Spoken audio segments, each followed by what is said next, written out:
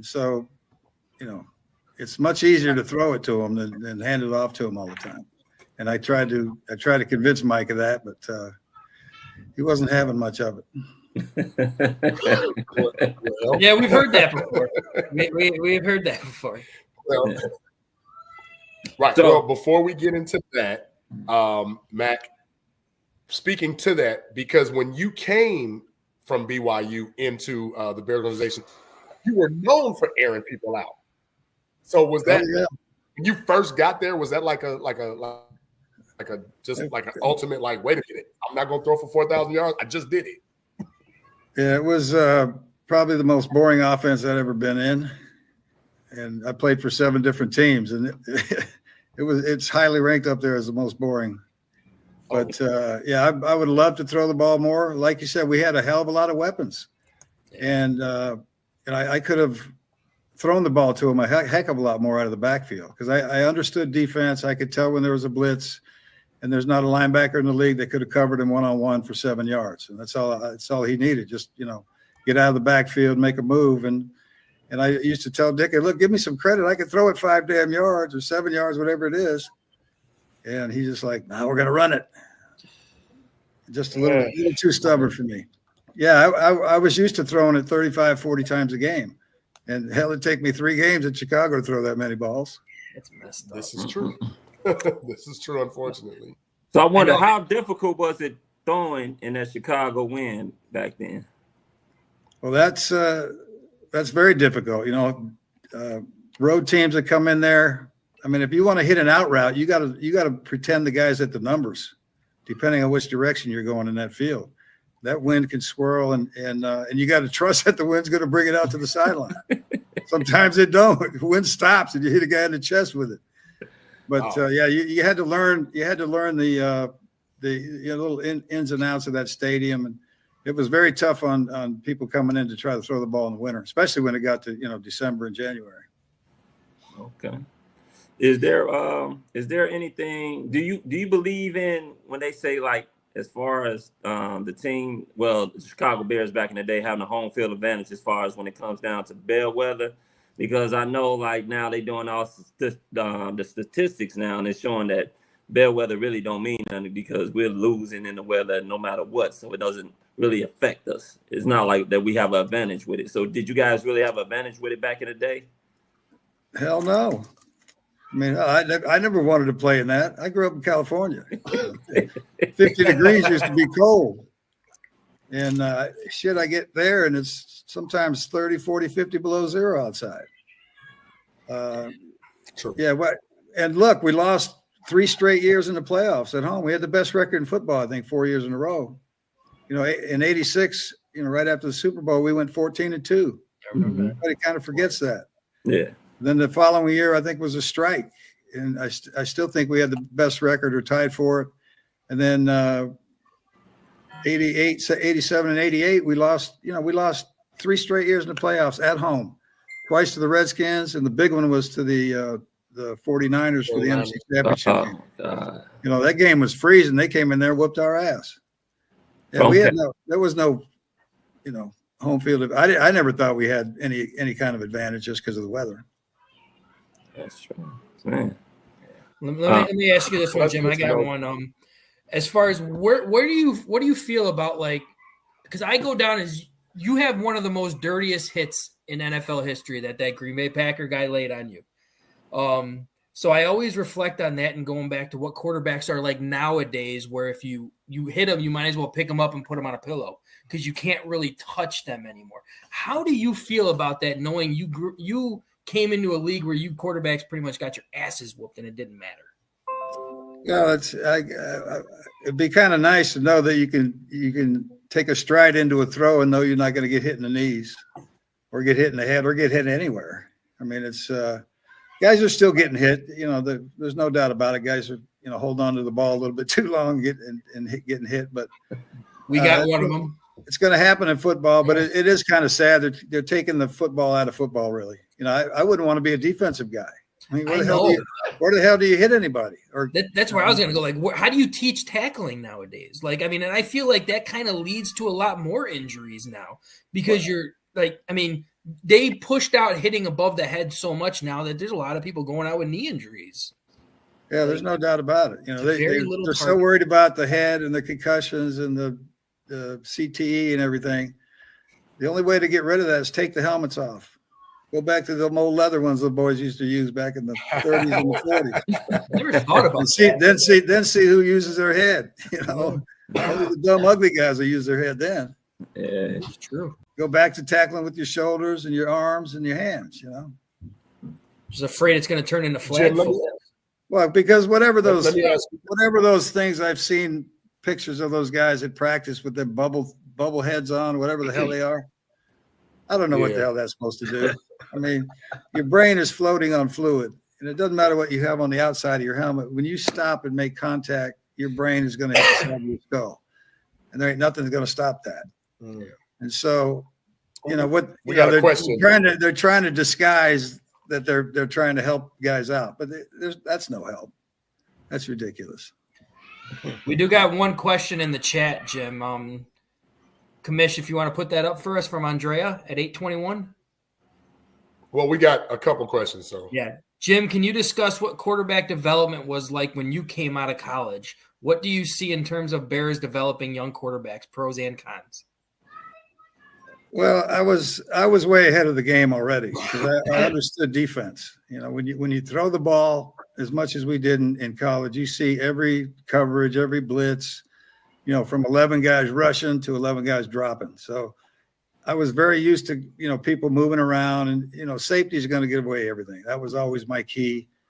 Corners can mess with you, come up, come back. But the safety's got to be in a position. That's why they call them safeties, to save your ass, right? Yeah. So if they're not in a position to save their ass, there's something going on. And it was always, excuse me, and it was always very easy for me to figure that out. Like I said, the defense outranks you. They can send one more guy than you can block. And if you can figure out who that guy is, it's like shooting fish in a barrel. It's not that difficult.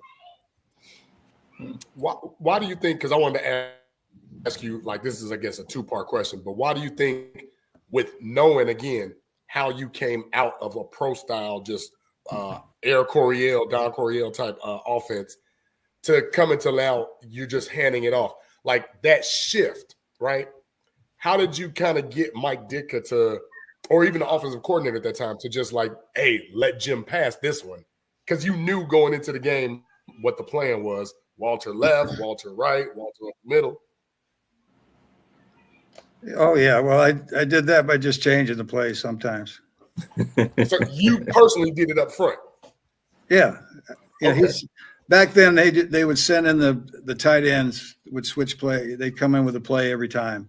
Okay. And this one time, by the time the kid ran 20 yards to the huddle, he'd forgotten the play.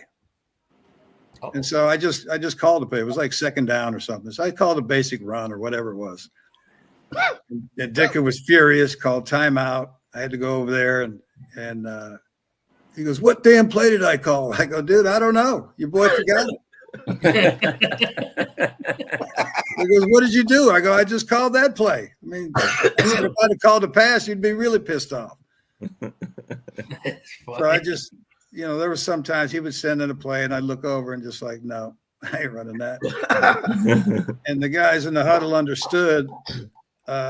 They understood that I understood the game. So they always backed me up. That's why I was always for quarterbacks auto-billing out of plays, because they're the ones seeing it, not the coaches. Right. You know, they're just making guesses. You know, they got their little sheet that they go through, and they're, you know, based on the tendencies of the team you're playing. And, you know, it's just a, you know, guessing game. But I prefer guessing with throwing the ball. Definitely. We got another question from Bullets. Our man Bullets. He says, "Is there any bad blood between you and Charles Martin?" Well, I never talked to the guy before or after that incident. You know, I think it trickled down from Ditka and Forrest Gregg didn't like each other, and that trickled down to the players. And it was a brutal rivalry there for the 7 years that I was in Chicago. Mm-hmm. And a lot of cheap shots, and it was just not a fun time to with playing the Packers. And that's why it took me forever to go play for them because of all the bad blood. I probably could have went up there 2 or 3 years earlier and helped them a little bit more, but I just couldn't bring myself to do that because of all the bad blood. And, finally, my buddy Andy Reid, who's now the head coach of the Chiefs, he was on their staff at the time. He was my left tackle in college. I've known him since 1978. And he talked me into coming up there, and glad I did. Like I said, I was up there a year and a half, got me a nice ring, and said, I'm done. I got a ring from the 2 oldest franchises in the NFL. Not too many people can say that. Maybe I'll be one of those trivia questions sometime. Who's the only guy who's got a ring from both? Yeah. Well, I'm glad you went up there and you wore your Bears stuff in the White House. But their whole focus was we stop Walter Payton, we win. And that's why everybody else had a big day, because they were so keyed up on stopping Walter.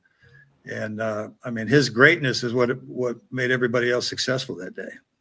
I think his brother, if I'm not mistaken, we had his brother on 2 or 3 times. I think his brother is the one that told us that it wasn't that one. It was the fridge one that really was like the icing on the cake. Like, they could have gave it, you know what I'm saying? They could have gave it to him to make sure that he scored that one time. Well, again, it wasn't a sure thing, because anywhere he went, he had 4 or 5 guys, tailing him.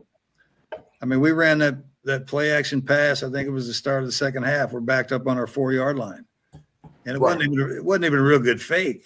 And there were 6 guys chasing Walter. And Willie ran up the middle of the field wide open. Yeah, I throw it another yard, he maybe takes it 96. Who knows? But yeah, I was looking at that.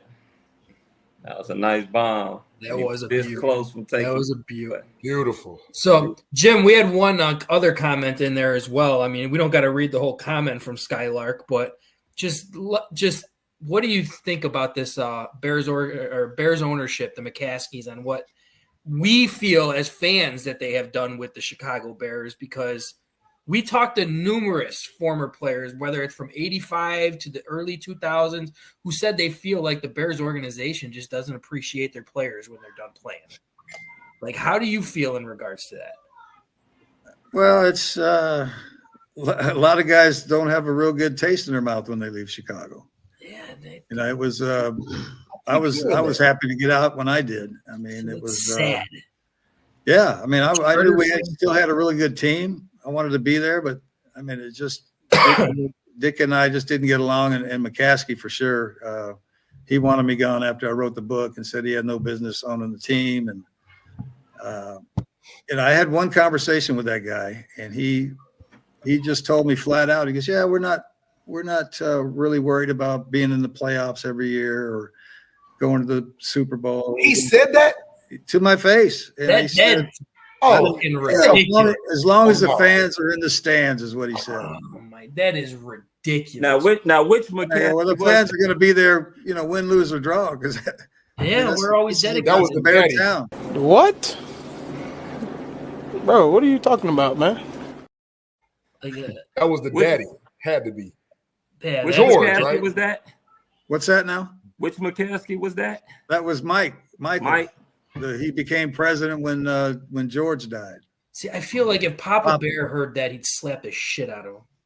Well, from what I heard is that he told Virginia not to make him president, but that's the first thing she did. But I don't know if that's true. It's just something I heard through the. And he's the eldest son, right? What's that?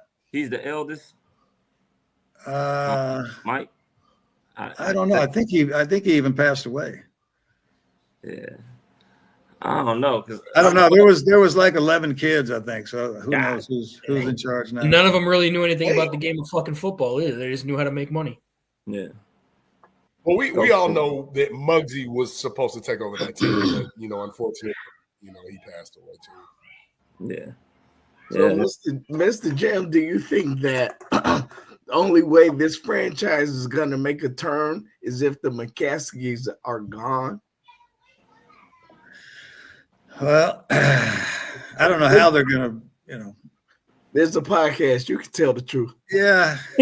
I'm trying to think what would be better for the Bears. I mean, I thought they could have sold it years and years ago to people who really wanted to own the Bears, that were really true fans of the Bears. And that, I think it would have been a hell of a lot better for the players and everybody else concerned. I don't even know what they're doing now with the new stadium. I thought the Arlington Park deal was going to be a really good thing, especially for the fans. I mean, you'd have Especially 4 for the ways in and suburban. out of there. I mean, easy access rather than, that thing on Lakeshore Drive is a pain in the ass to get to, even for the players. So I can imagine it for the fans.